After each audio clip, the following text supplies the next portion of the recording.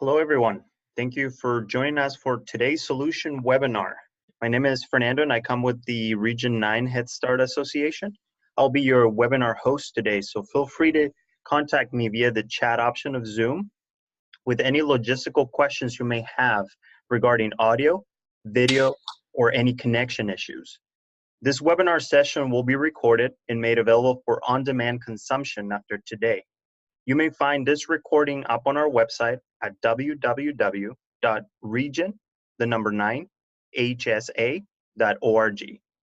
We encourage your participation, so feel free to send us your questions via the Q&A option of Zoom or by simply selecting the Raise Your Hand button, which will allow your microphone to be unmuted to speak directly to the entire room. We will also allow the last 5 to 10 minutes of the presentation for questions and discussions. Now it is my pleasure to introduce our topic for today, Scholastic's Family and Community Engagement Resources, and our facilitator, Jenni Brasington from Scholastic. Thank you, Jenni. Hi, everyone, and welcome. And I'm excited to be part of the Solutions webinar series. And today I'm going to be talking about building family capacity to support literacy at home. And as Fernando said, if you have questions, please feel free to use the chat feature to send questions our way or to raise your hand and let us know that you have a question. I also have a couple places within the presentation that I will stop just to take a break, sort of digest the information, and we'll take some questions that you may have. So let's get started. So hopefully by the end of the session, here are the things that I hope you walk away with. That you understand the link between family engagement and student achievement. What is that clear link? When we talk about family engagement, what are we really talking about? What are some of those outcomes? And what are some of the essential practices to really enhance family capacity? What are some tips, some tools, and some strategies that you can begin to implement right away in your program to really enhance family capacity? So I hope by the end of the session, you will walk away with these two pieces of information. So the first thing I wanted to start with is what we know about family engagement. So before we even begin to get into the whole idea of building capacity, I wanted to just start with what do we know about family engagement? What does the research really tell us about this work? So the first thing that I wanted to start with is that family engagement is really an instructional strategy. And I just want to kind of let that digest with you for a little bit. I'll repeat it one more time. Family engagement is an instructional strategy. And the reason I start with this, and the reason I think this is probably the most important, is because we oftentimes don't really think about family engagement as an instructional strategy. We oftentimes think about family engagement as an activity, an event, but we don't often think about family engagement as an instructional strategy. So I'm going to take you back to sort of what we used to think about family engagement and what we think now about family engagement to really drive home this point about family engagement as an instructional strategy and sort of where this fits, this idea of family engagement as an instructional strategy in your own program. So this goes back to the idea of a goal versus a strategy. And in the old equation, I'm going to use the term parent involvement. And I have some slides, I think, further on in terms of the difference between involvement and the engagement. But in the old equation, when we first started really looking at this work, when we first started doing this work, and in fact, when we first implemented our Head Start programs back in the 1960s with President Johnson's War on Poverty, it really was about, engaging families, having them come into our programs in our schools, volunteering. And that was the idea about parent involvement. That's the extent of what we really saw. And in this new equation, when we look even at the framework, the PFCE framework, it really is about the outcomes. That's really our goal. So the old equation, we used to think about the goal was parent involvement, just getting families to come into our programs to volunteer, and that was the goal. And now the goal really isn't for families to come to our school and volunteer, our goal is to really look at our outcomes. That's really our goal. And we have all those outcomes, which I'll show you in a minute on the framework. But now we see that the new equation is our quality instruction plus really intentional and impactful family engagement can really increase our student outcomes. So that family engagement becomes a strategy. So that is why we see family engagement as an instructional strategy. It's not the goal anymore. Family engagement isn't just a goal just to do it, but family engagement is an instructional strategy. It's going to drive, it's a support to get to our outcomes. So I hope for all of you that are on the WebEx today, on our Zoom, that this isn't anything new to you. And if you are all familiar with this, you could raise your hand and give me a thumbs up. But that this is the PFCE framework. And the goals of this framework, the goal isn't to increase parent and family engagement. The goals really are right over here to increase our, these family outcomes. And ultimately, thinking with the end in mind, it's really getting to these child outcomes. That if we do our family engagement well, if we're really intentional about our family engagement work, so if we live over in this space over here, then we're going to impact our family outcomes and our child outcomes. So if we think about family engagement in very systemic, inclusive, and comprehensive ways, we will more likely get to these things. That our goal is really this space right over here. So we have to think about planning with the end in mind. And like I started with, that family engagement is really an instructional strategy, that we support our teachers and the folks in those programs to help get to these areas, as well as, we have to all work together to be able to reach some of these family outcomes. So again, that's the idea of being systemic and integrated and comprehensive. So sometimes for me, I know when I was working in the Head Start program that I worked in, when I looked at this, it seemed like really overwhelming. So I kind of broke it down to make it like really simple in terms of, how do you begin to reframe your family engagement practices? And so I broke it down to look like this, to kind of a moving from and to. So where do you want to be, like in terms of like your program moving from and to? And just know that all programs are really doing something well. You're doing some good stuff, but how do you move from good to great? So this is the moving from and to. So we want to move from those add-on practices where we see family engagement as just something nice to do, where it becomes really essential to the whole process. That family engagement is really integrated into everything we do to be able to reach those child outcomes.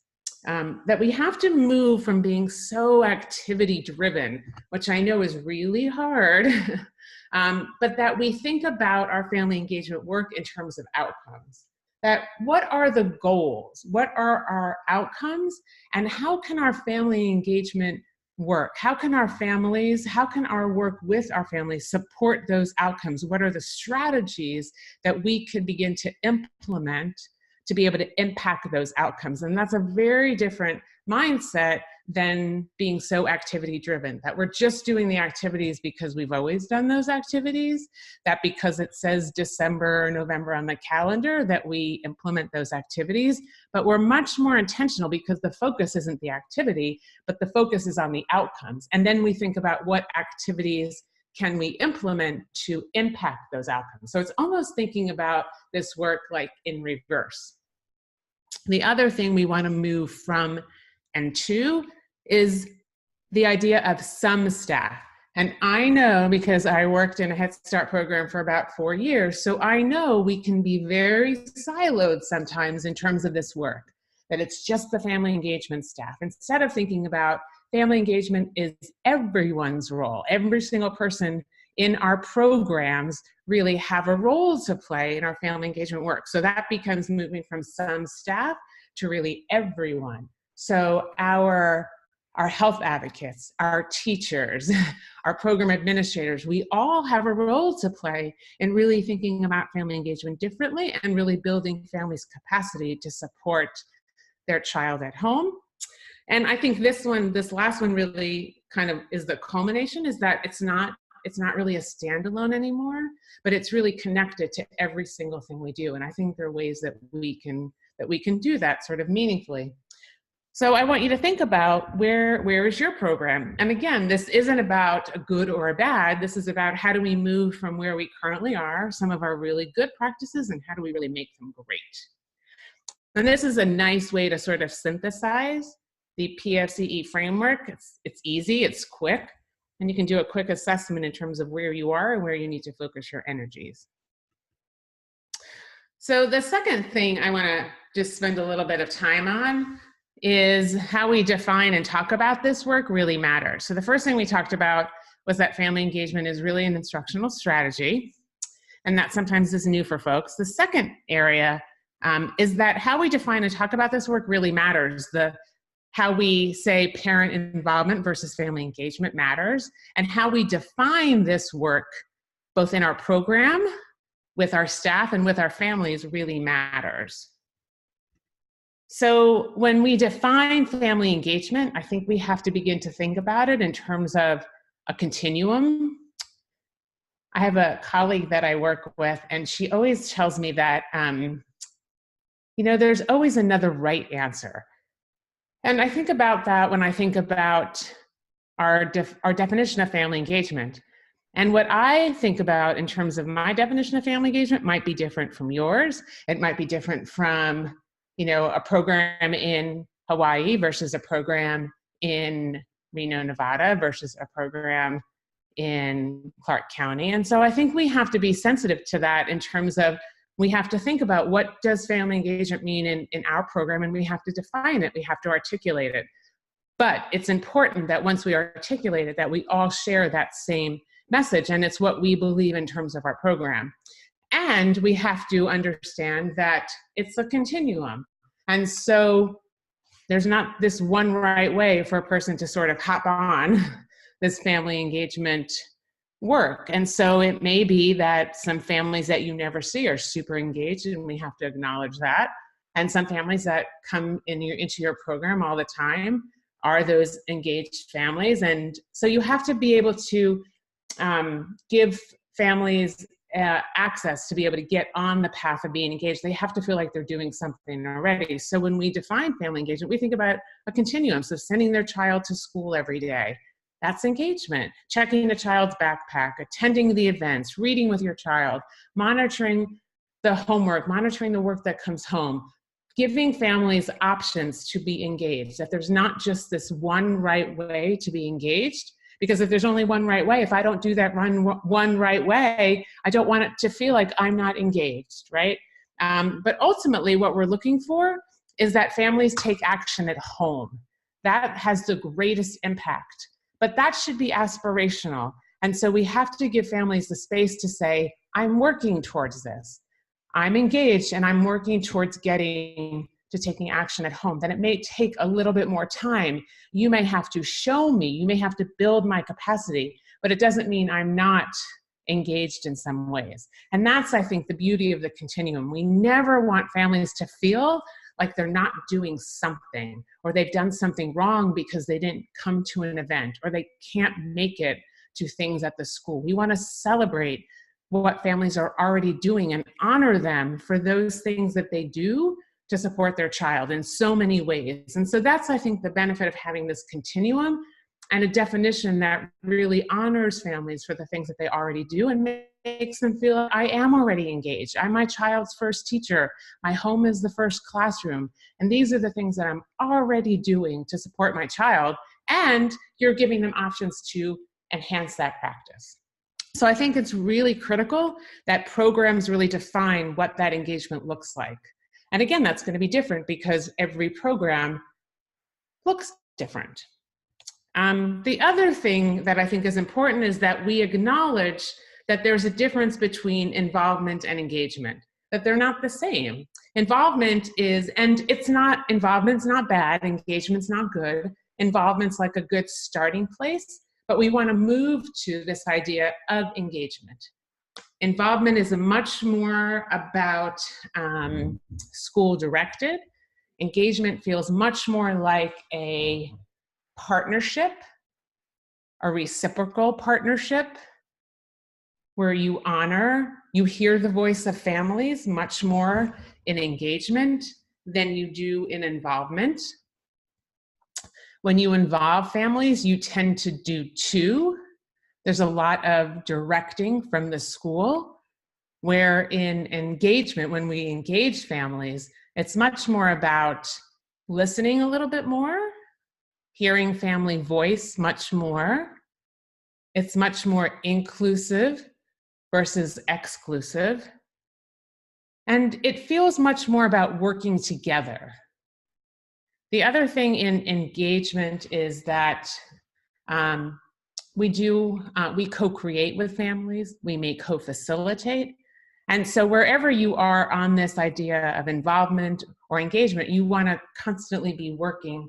You know, again, involvement's not bad, engagement's not good, but it's sort of where you are and where you want to grow and move to.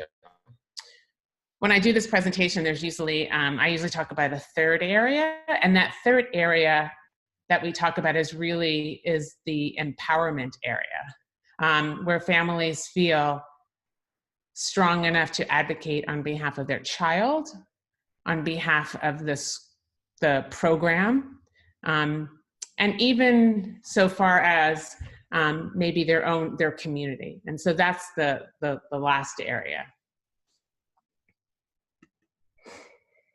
So I think when we're talking about building family capacity, I think we come from this very strength-based approach where all families are involved and all schools involve families. But I think it's important to recognize where you are and where you want to grow and move to. This last area that I want to talk about in terms of what we know about family engagement is that this work is really about enhancing adult learning and building capacity. And I want to spend probably the most time on this because this is really the crux of what we do in this work, is really about building family capacity and what that actually means in terms of this work. So I wanted to share this research, and I understand this comes from, I think they did this in I think in first grade. It was definitely in elementary school. But I do want to share the importance of building families' capacity and how important it is to move from just, giving families information or putting just books into the home, but really engaging families and building their capacity. It does so much to increase our child's outcomes at whatever age. So this study shows us that just giving books and providing those resources is great. And we're going to see scores improve because we're providing those rich resources into the home. And you can see from the slide that when we do that, we see an increase from the control group that didn't receive any of these things.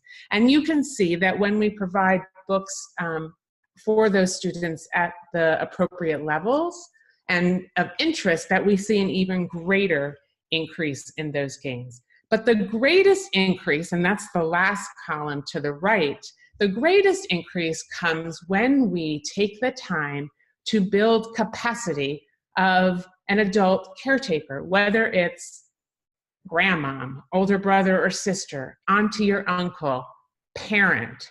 When we take the time to build their capacity, and building capacity doesn't just mean I hand you something or I send you a flyer home. Building capacity means I provide you with a new tip, tool, or strategy, and I model what that looks like to maybe read with your child or do a picture walk or how to sing a song or, all those things. But it's actually showing you and giving you an opportunity to practice. When you do that, you can see how much higher those scores become.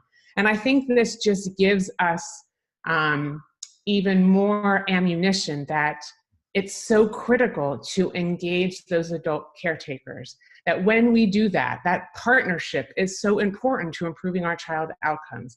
And we all know that in Head Start. That's just part of how we do the work. But there's a difference between sort of informing and empowering, and that empowering our families to support the learning at home is so powerful, and the research actually supports that. So I wanted to share that with you. The other thing I wanted to add, and I know this is like nothing new to any of you, is the language gap and the achievement gap. And I'm adding it here because I wanted to talk about the idea that I think we can reverse this achievement gap and language gap. And I think the way we do that is really engaging our families. And it's not that our families are not interested in supporting, it's that they don't know how sometimes. You know, we often do what we've been, our practices are so much about what we know and what we've seen our own families do, or what, our experiences. And so many of our families may not have had, models. And so we need to model for our families. And I think when we do that, I do believe we can overcome this language gap. When we provide our families with the tools and the tips and the resources, I do believe we can overcome this. But it's not going to be when we just inform families. It really is about empowering families to be able to support their child's literacy and learning at home. So that's why I put that up there, that I do believe that there are ways that we can reverse this language gap, and so that all children come into our programs and move into the K-12 system with the amount of words so all children come in with knowing the same amount of words, that we don't have this gap. And I think our families are the key to actually reaching that. So what does it actually look like? What does it look like to build families' capacity to reach these positive outcomes? So back in 2012, I think that's what it was, Dr. Karen Mapp worked with the then superintendent, Arnie Duncan, and worked on this. It was called the Dual Capacity Framework. And that was really the first time that a framework was developed that looked at, we needed to develop not only, it wasn't just about implementing more activities and workshops for families, but it was about developing our own capacity. So when I say our own, I mean educators' capacity and teachers' capacity and family advocates, anyone that works with families. It was about developing our own capacity to work with families, because oftentimes it was just sort of assumed that, oh, of course you know how to engage families. It's so easy. And really, this is a practice. And with practice, you need training. It's a skill. And so we can't always assume that folks know how to do it well. And within this dual capacity framework, they came up with these essential elements. And when we engage our families, there are these 5 essential elements or practices that we should always keep in mind when we're looking at building their capacity. The one thing I like to tell folks is that it's not just when we engage our families, because this work, again, is about adult learning. And so anytime you engage adults, we should always keep these essential practices in mind. And when we design activities for our families, we should always think about, what is it that I need as an adult learner? And if I need those things, then surely our families may need those things. So these are the things that came out of that dual capacity framework work. And what are the essential practices when you're building capacity? What do you need? And the first one is, building respectful and trusting relationships. That you can't get to sort of this idea about building family capacity and engaging families in meaningful ways if you haven't built these trustful and respectful relationships, if you don't believe that all families want the best for their child and have hopes and dreams. You have to spend time really building these trustful, respectful relationships. And further down in our presentation today, I have some good tips and strategies on what does it look like to really welcome families and how to build some of these trusting relationships. But that's really the cornerstone of this work, is to build trusting relationships with families, because if you don't have that, it's hard to do the rest of this work. The second is to really link the work that you're doing back to your instructional goals, to the academic side of things, that we have to move away from the, not that we have to move away, but we have to do less of the celebratory, and think about our family engagement in terms of what are our outcomes, what are we kind of looking at trying to achieve, and how do we implement family engagement strategies that support that work. So that doesn't mean we can't do all of those fun celebratory family engagement activities, but I think if you're looking at reaching your child outcomes, then you want to focus on those type of reaching those outcomes, and how do you design family engagement activities and events and strategies that support that. Because we all know we don't have a ton of time and energy, and we're tired, and resources, and so how do you design the most impactful initiatives and strategies that are going to get you to reach your outcomes. The third is to really leverage family strengths. We all know that families come with a ton of things that they're already doing well, and how can we celebrate and leverage that so that families don't feel like they've done something wrong, but that how do we use the power of the things that they're already doing and sort of elevate that to say, hey, you're already doing so much of this at home. Let's just, show you how to enhance that to, you watch TV and movies, and how do you then take that to, tell a story and do some reading with your child, or, you already are doing, like, you cook at home with your child. And so how can you do that to enhance the language and vocabulary while you're at home? So I think there are ways that we can continue and support the things that families are already doing and leverage those strengths instead of coming at it from a deficit model of things that families aren't doing, and we celebrate what they are doing. Collaborate and honor all stakeholders' funds of knowledge. These two go really hand in hand. Families bring a ton of information to the table, and so instead of us always designing, or the educators, the family advocates designing workshops, use the strength in your families to co-design, co-create, co-facilitate some of this work. And the last one is that interactive. So families touch and play and get them to practice. They are more likely to actually go and implement when they actually get a chance to play and work with each other. So much of this work is really about building social capital. So can you spend some time actually letting families talk with each other and build upon their own knowledge? And actually, sometimes they'll create something much better than what you designed originally. And that's, I think, so exciting when they can take something and sort of run with it and then showcase what they've done. So whether you've shown them like an idea or a strategy, and then they sort of work together and they strengthen that. How exciting is that for them? So when you're thinking about your initiatives, your activities, I want you to think about how often do you incorporate, these 5 essential practices? How often do you incorporate icebreakers and give families an opportunity to meet another person, to have families work in groups with each other and do some cooperative learning? How often do families get to practice a new tip, tool, or strategy that they get to practice on their own, that it's just adults with other adults practicing? How often do they get to play and touch and really interact with a new tip or tool or strategy? So I want you to think about your activities, and if you're not implementing all 5 of these, how do you actually redesign or retool your activities so that it does look like this?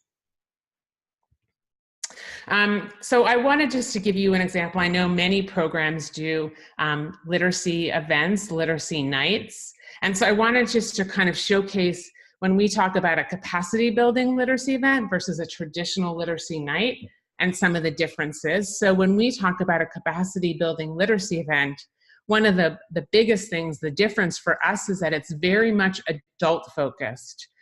When we think about building adult capacity, we think about it doing it just adult to adult. So when we do a capacity building literacy event, we may just do 20 minutes with just adult to adults. So doing some picture reading, doing a picture walk with a book with just adults, practicing with each other. And sometimes that's hard to kind of kind of wrestle in your head what that looks like, because we're so used to doing the traditional literacy nights where it's child and student focused together. But there's reasons why we promote just adult to adult, because it's important to give adults time to practice and learn new skills together. The other thing about the difference between like a capacity building literacy event and a traditional literacy night is that the families maybe take on more of an active role in co-creating and co-facilitating, and that the majority of the learning happens between the families in like small groups, versus in a traditional literacy night, you see most of the interaction between like a facilitator, you know, a teacher, sort of interacting with maybe one parent back to the teacher instead of it between family to family. So that's just, you know, a way to kind of think about what do my events look like, and how do I maybe move to this idea of really capacity building literacy event from like a traditional literacy night. What are ways that I can enhance my practice? So I'm going to show you, this is a great video from Jack Shonkoff from the, I think it's the Frontiers of Innovation. And I love this video because it really does speak to how we engage families in many ways, in terms of giving them a ton of information, but not really empowering them. So I'm gonna share the video, and then I think we'll take some time just to answer some questions if we have any questions. So I'm gonna go ahead, and we've tested this a couple times, so it should work perfectly. Oh.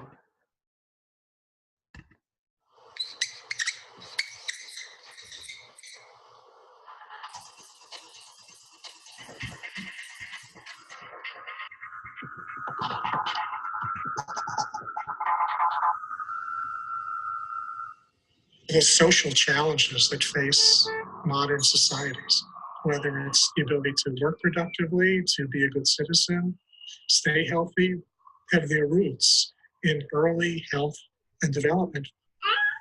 A strong foundation in early childhood results in much better and more effective development later. A weak foundation really puts us behind.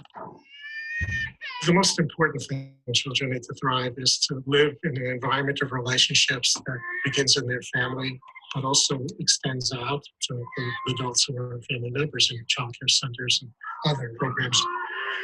What children need is for that entire environment of relationships to be invested in their healthy development. We've shown from decades of testing interventions that we can improve outcomes. But the magnitude of those impacts is not good enough. Science is now available to help us think about what we might do that would have a bigger impact than the best of what we've done before. So we began to ask, what could we be doing differently? What could we do to be smarter?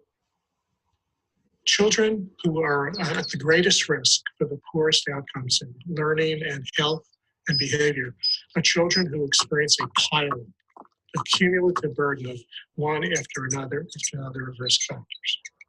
And then the burden is more than any child could be expected to overcome. So we began to focus on the development of the adults. What could we be doing to strengthen the capacity of everyone who interacts with children? This led us to think about the kinds of skills you need to deal with adversity. These skills of focusing attention, planning, monitoring, delaying gratification, being able to solve problems, being able to work in teams, executive function and self-regulation. They're also the kind of skills you need to create a well-regulated home and school environment in which healthy development and learning can take place. And then brain science started to tell us that differences in those skills start to develop in infancy based on the environment kids live in. So how do those skills get built? Well, if you don't develop them early, how do you develop them later? Actually, you can build them later because the period of flexibility and plasticity for this part of the brain doesn't fully mature until age 25 to 30. So then the light bulb went on. The reason we're not getting a bigger impact is not because we don't know about how to influence development, but because we're giving information and advice to people who we need to do active skill building with. Skill building by coaching, by training, by practice. But we're not doing that. So we now have developed this theory of change that says we need to focus on the development of the adults who are important in kids' lives.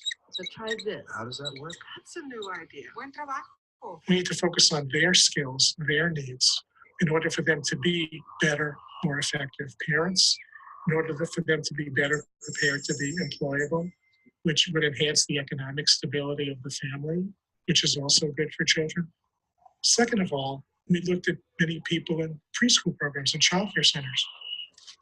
And we said, what are we doing to build those skills in the providers? They need skill building as well. And also the community can help to build and reinforce the capacities that parents need. And the community also includes programs in which people who work in the programs have sufficient skills. Third of all, what are the major sources of toxic stress in this community, and how can we reduce them? Moving it up to a policy level, how are our policies strengthening communities' abilities to reduce source of toxic stress and caregivers' abilities to provide what kids need? The development of our human capital is our future. The development of a productive workforce is our future. The development of a healthy population is our future. This kind of future orientation is critical for a healthy society. It's critical for a thriving business. It's critical for successful environmental relationships to raise children. It's all about being able to plan for the future, to have a future. And that's why this is so important.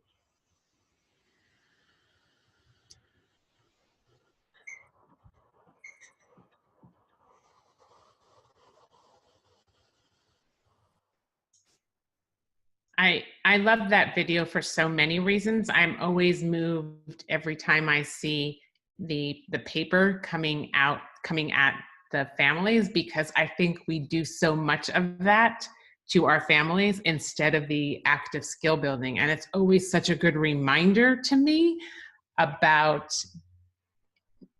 really building adult capabilities and focusing on the active skill building. And the other thing that I think I'm always reminded of when I watch this is how important it is to focus really on building the human capital piece. That taking the time, and I think this is what I talked about earlier about that dual capacity framework, how important it is for us to really focus on our practice in this work. That we, and I mean the collective we, when we're talking about our programs and our staff, have to ensure that they have what they need to be able to engage families in meaningful ways. That it's really about both sides having, that we spend time developing the skills and abilities on both sides. So I think I always find something in this video that relates to the work that we're doing, and also reminds me about why this work is so important. Because it's not that we don't know what it is. I think it's just sometimes our approach, and I think it's a good reminder about how we should be approaching our work with families. So how can our schools and programs really harness the power of families? So one, I think we really have to, from the moment families walk in our doors, from the moment they decide to enter into our programs, that could be as they drive up, but we have to really welcome them as partners in learning and developing these trusting relationships. So they have to feel from the moment they walk in the door that they really are a partner in this process. That we have to inform families about what their child should know, what their child does know, and what they can do to help. Because if they feel from the beginning that they're a partner, then we have to provide them with that information. And lastly, which is really, the last step in the process, is that it's not enough just to inform. And as we saw in that video, we can't just be sending those papers home. We really have to empower families, which sometimes we have to model, and sometimes it takes a couple times, or we have to make a home visit, or we have to use other families to show families what that looks like to support the learning at home and in the community. So it's really these three things that's what it's going to take to harness the power of the families, because the families, that they can be a huge, and they really are, it's not that they can, they really are our partner in this process. And some families are ready to go. Some families need a little push because they don't believe in their own abilities. So we have to build up their efficacy. But they have it. Every single parent has the ability to do this and to support their child's learning. And so we have to help them see that they have this power within them. And just a reminder that informing doesn't always empower. So just because you send home a document, that doesn't always mean that we're empowering them to support the learning at home. And remember that there's not a one size fits all to family engagement, that you're gonna maybe need to tweak your strategies depending on the family and their needs. So I'm gonna stop for a minute before I do the last group of slides and just see if we have any questions, if any questions have come in that I can answer. So I'll pause for a minute and see if there's any questions. Jenny, there is no questions in the Q&A or chat. Okay, all right, then I'm just going to continue to move on then.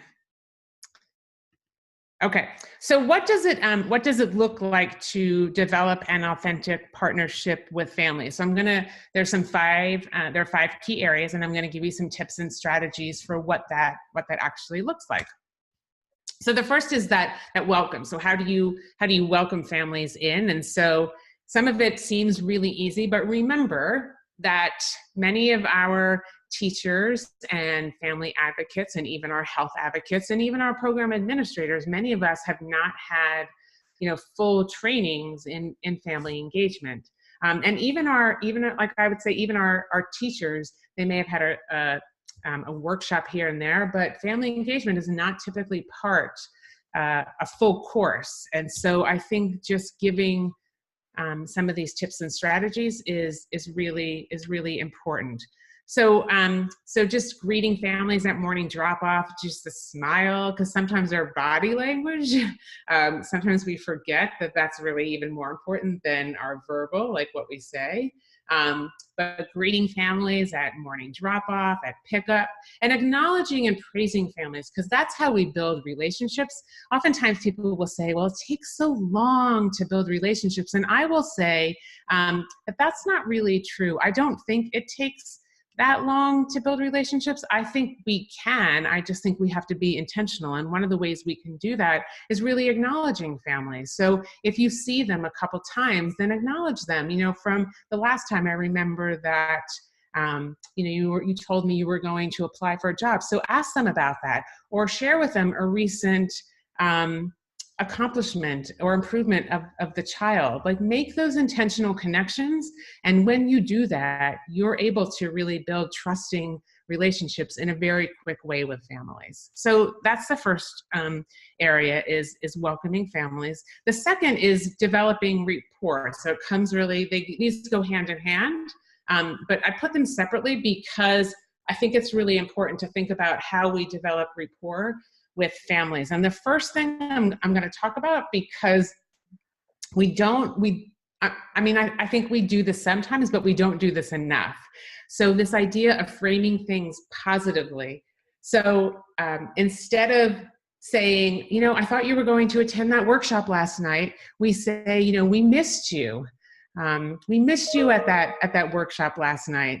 Or if a family is not on time, instead of saying like late again with the look of like disgust on your face, you say, glad you're here today. Because those tiny phrases, the positive, framing things positively, means so much. Because if you hear again that late again, you don't want to actually walk into that school, right? You feel so like demoralized. You're just like, oh, I don't want to have to like greet that person at that front desk because they're just going to give me that look, or they're going to like scold me. That's not what you want to hear. And really, that's not going to help you improve or get to school any quicker or on time, right? So we should be framing things positively. That could help. You know, starting the personal interactions with a casual check-in and how things are going instead of just shoving paper in front of families, sharing a positive anecdote about the student, asking the family about information that they shared in a previous conversation, and sharing an appropriate personal story. We don't need to totally share a whole personal life story, but when a personal story is relative to the conversation, I think that is appropriate. And I think that helps us develop rapport with our families. And again, this, I think, helps this idea of ultimately getting to the point that families trust us, and that we can build these trusting relationships with families that help us to support and get them to, again, not only just trust us, but we want to build their capacity to support the learning at home. So the third one is really supporting efficacy. So we want to, at all times, communicate to the family the vital role that they play. Every single family that walks into our programs play an incredible role in supporting their children's learning development, and we want to make sure that every family knows that. Some families, it takes a little bit of time for them to actually see the role that they play, and know that they play an important role. You know, many times our families are just like, no, I'm an Astra, it's the teacher's role and I don't really have a part to play. And we want to make sure that every family feels like they have an important role to play. We want to praise and acknowledge the family for what they already know and do. That families do a ton already. Remember, they're their child's first teacher, and we want to acknowledge and praise them for that, and that the home is the first learning environment, the first classroom, and that we can't do this without them. And so we have to praise and celebrate that with our families, and really value families' contributions, and design activities that really solicit family input. I think this whole piece, that efficacy piece, is huge. It's critical. Because we want families to understand the importance and the role that they play in getting to those child outcomes. The fourth one is this idea of building capacity that we've been talking about. So I think we need to affirm the family's efforts and celebrate progress. You know, sometimes it may take some time to get to that end goal, whatever that end goal is. And so we're very much about celebrating the progress along the way. And progress for me may look different than my neighbor or my partner, so that individualized progress, I think, is really important. And that's what's important, that we all make our own, that everyone makes some type of progress, and we celebrate everyone's individual progress. And that we assist families to help them develop strategies to achieve their own goals. So there could be goals for their child, but that they also articulate their own goals. That we provide opportunities for families to problem solve and evaluate current practices. That we model and use role play to build family skills. Now, I will say sometimes this is a little uncomfortable for families, but the more we do of this, and the more we do adult to adult, families will become more comfortable doing this. And families can help each other sort of become more comfortable in doing this. Provide multiple opportunities for families to practice and receive feedback, and let them help you to design what these activities should look like. The other piece that's incredibly important is for them to allow them to showcase what they're doing, whether it's sending a video or a project that they worked on at home, but that they get to showcase, whether it's through, you know, social media, or you have a board in your program, that other families can see, so family to family, what is happening. And again, I think there's lots of ways that you could do this virtually, and that you can also showcase this within your programs.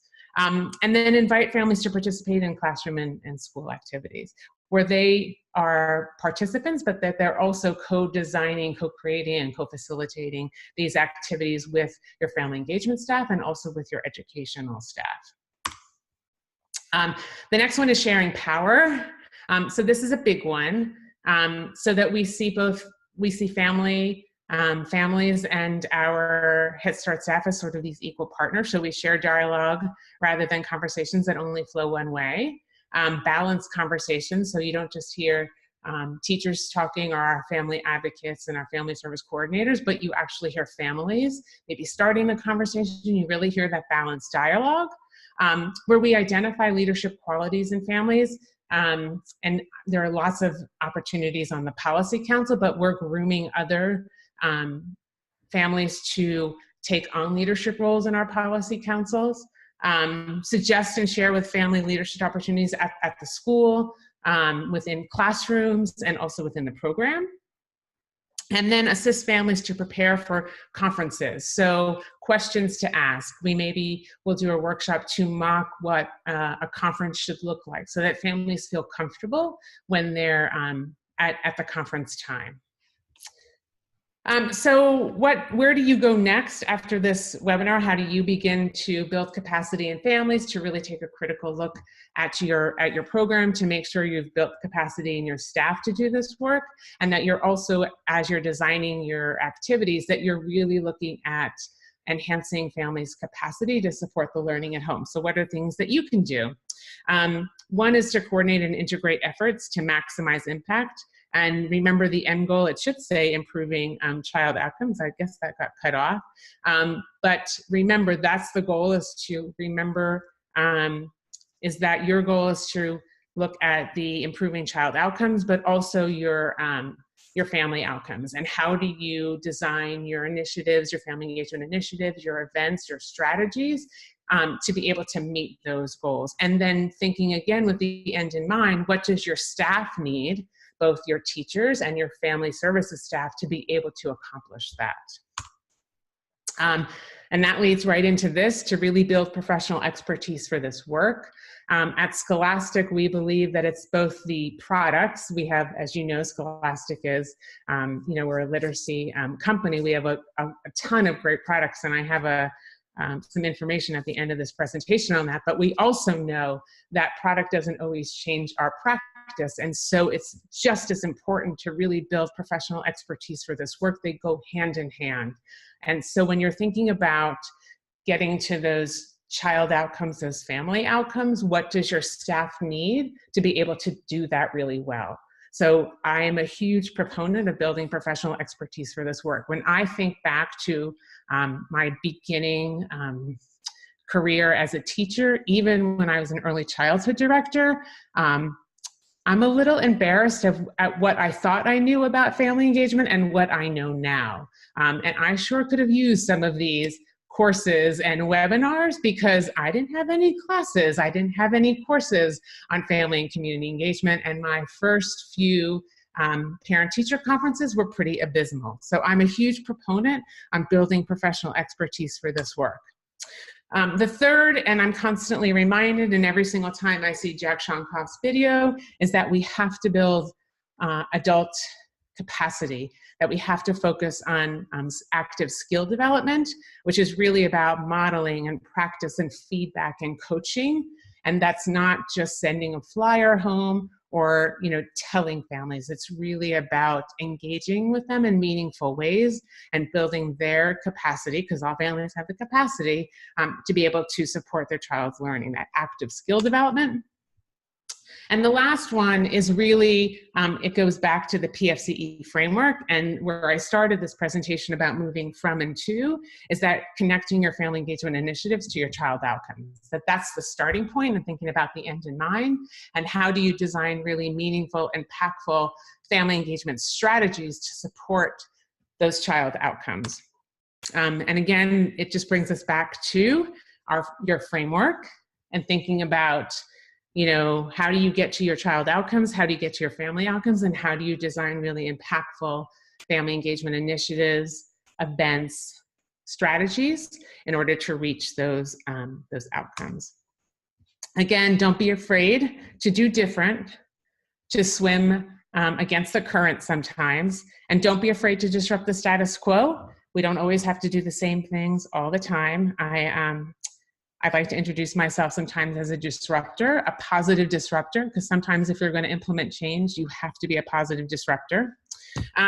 This is our family engagement support for pre-K. It's our product and practice work aligned to the Head Start framework. And so this is our matrix. You can see, I know it's hard to see it on the webinar, but we'll make sure that you receive a copy of this along with a PDF of these slides. But it's all of our products and some of our services to build capacity to do this work well. So product and practice, they go hand in hand together.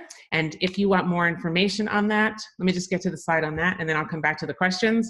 So again, I'm Jenni Brasington. I lead our family engagement work. My colleague, I know he's on the line, he's just listening, Ernesto Rodriguez. He's the director of early learning. And either one of us can support that. And then if you're interested in finding a sales rep in your area, in your state, if you click on, it's pretty cool, if you click on that link, you'll be able to find a sales rep in your state and in your area. And this will come to you as a PDF so you can find that information. So now I'll go back and just ask if you have any questions as we end this webinar. And I said to Fernando, I said, oh, you know, I may not go the full hour. And then I said, but normally I get started and I just keep talking and I'll probably go the full hour. And as it turns out, Fernando, I went just about the full hour. See? That's what I do. So, thank you, Jenni. So at this point, there's no questions in the queue. So thank you, Jenni, for the wonderful presentation. Again, at this point, I'd like to open up the room for questions, comments, any discussion you want to have with Jenni. Please, you may use the Q&A option. You can even send us a chat message with your question or comment, or just simply click the raise your hand button like you did earlier, and I can unmute your microphone so you can speak directly to Jenni if you wish to. I would like to thank everybody for attending today's solutions webinar. It was very informative. Thank you for everybody who joined in. I want to thank Jenni again for her time and knowledge. It was a wonderful set of slides and it's very useful information. As well as I would like to remind all of you that this session will be recorded and will be available for on-demand consumption after today on our website, www.region9hsa.org, as well as PDF copy of Jenni's slides and the useful links to the video and the resources. Let me go back into the service here, and I see that there's a chat message. oh, okay. So it looks like it's just a link. Yeah, it's just a link to, it says learningjenni.com. Yeah, so there's no questions, no comments. Again, feel free to use the Q&A. Send us another chat message. We do have a little bit more time left with Jenni. If you have any questions, feel free to send those out to you. Also, if you do have any questions after the session's over, feel free to use those contact information that's on the screen, as well as the Region 9 website. You can contact us with any questions, any follow-up comments. We're happy to direct those to Jenni and Ernesto and Scholastic in general. So feel free to check out our Region 9 website for resources and if you have any questions. So again, thank you, Jenni. Thank you, everybody. Oh, it doesn't look absolutely. Like yeah. And Fernando, I will send you a copy of this presentation by the end of today, along with the link. I'll take out the video because I think it'll be hard to send, but I will send you a link to the video. Great. Thank you so much, Jenni. Thank you, everybody. And have a good day. And we'll be sharing these resources with you later today, maybe tomorrow. All right. Have a good one, everyone.